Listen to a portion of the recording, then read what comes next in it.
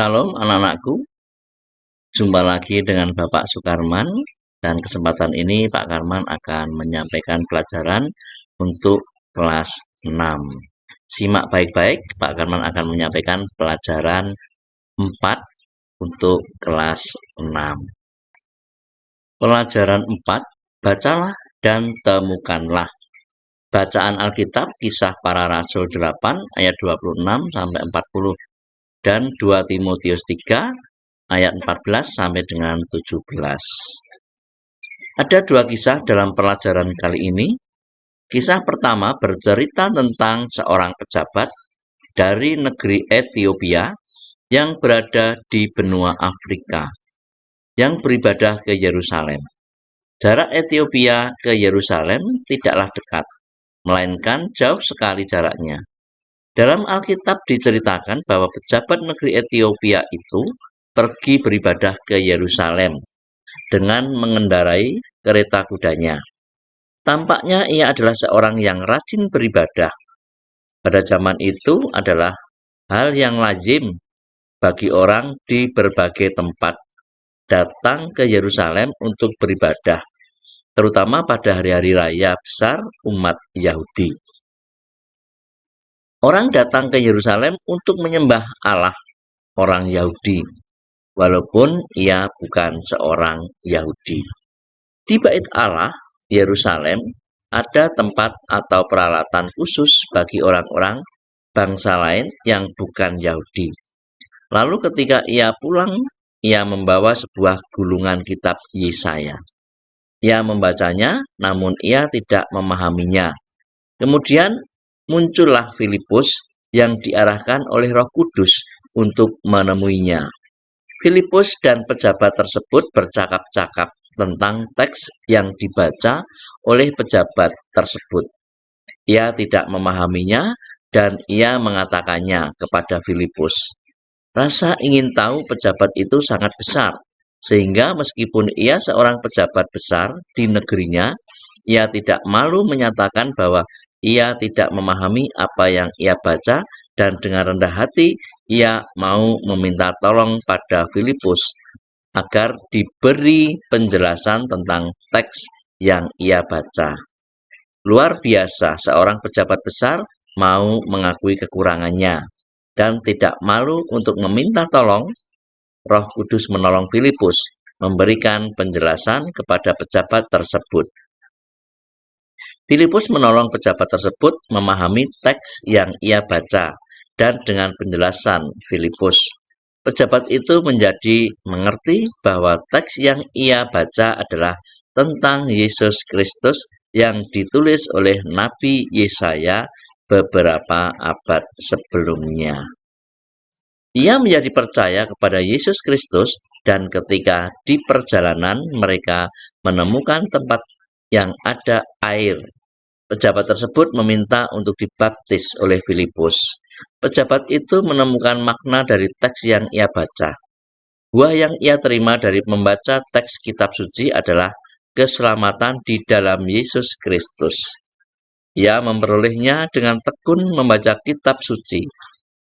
Iman tidak datang dari hal-hal yang aneh, tetapi dari ketekunan membaca dan mendengarkan firman Tuhan atau kitab suci. Nah, bisa dibandingkan di Roma 10 ayat 17. Kemudian kisah kedua berbicara tentang seorang anak muda bernama Timotius. Sejak kecil ia rajin membaca dan mempelajari kitab suci, dibantu oleh neneknya yang bernama Lois dan ibunya yang bernama Eunike. Karena rajin membaca firman Tuhan dan mempelajarinya, Timotius pun tumbuh menjadi seorang pemuda yang baik dan saleh. Karena rajin membaca firman Tuhan dan mempelajarinya, Timotius pun tumbuh menjadi seorang pemuda yang baik dan saleh. Ia hidup benar di hadapan Tuhan dan dipercaya menjadi pemimpin jemaat di kota Listra, tempat ia berada. Menjadi pemimpin tidaklah mudah, apalagi karena Timotius masih sangat muda. Namun, itu tidak membuat Timotius putus asa dalam memimpin dan mengajar jemaat agar selalu hidup menurut kehendak Tuhan dan semakin mengenal Tuhan Yesus yang mereka sembah. Timotius mengajar jemaat agar mengikuti ajaran cara hidup, kesabaran, kasih, dan ketekunan yang dikehendaki oleh Tuhan. Mengapa Timotius dapat berkata demikian? Itu karena sejak kecil ia tekun membaca kitab suci dan tidak segan mempelajarinya bersama nenek dan ibunya.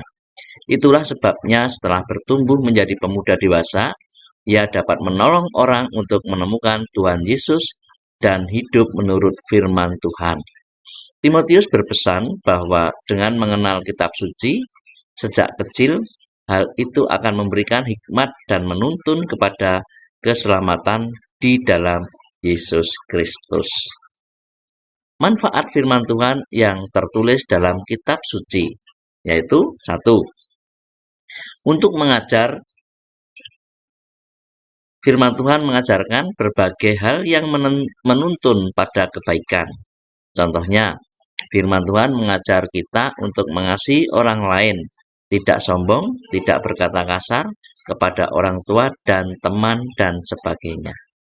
Yang kedua, untuk menyatakan kesalahan.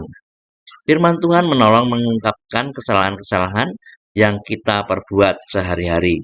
Contohnya, firman Tuhan menyatakan kepada kita bahwa mencuri dan berbohong itu tindakan yang salah di hadapan Tuhan dan sesama. Yang ketiga, untuk memperbaiki kelakuan. Artinya, firman Tuhan menunjukkan kepada kita kelakuan dan sikap yang perlu kita perbaiki. Contohnya, sikap iri hati dan dengki dalam diri kita. Firman Tuhan menolong kita untuk melihat bahwa iri hati itu tidak baik. Sikap ini lebih banyak berdampak buruk dalam kehidupan kita, karena sikap ini tidak baik. Kita harus mengubahnya menjadi baik. Yang keempat, untuk mendidik orang dalam kebenaran. Artinya, firman Tuhan mendidik kita berjalan di jalan yang benar dan berpegang pada nilai-nilai kebenaran sesuai kehendak Tuhan. Dari penjelasan di atas, kita bisa merangkum demikian. Alkitab adalah kitab suci yang berisi pengajaran, pedoman, teguran, larangan, nasihat, penghiburan, dan harapan bagi kita. Dengan membaca Alkitab, kita dapat mengerti bagaimana Allah menuntun hidup manusia sejak dahulu hingga sekarang. Kita juga menjadi tahu apa yang Tuhan kehendaki untuk kita lakukan dalam kehidupan kita sehari-hari. Demikian anak-anak pelajaran kali ini. Kalau kalian ingin mengulang, video ini bisa diputar ulang. Selamat belajar, Tuhan memberkati. Shalom.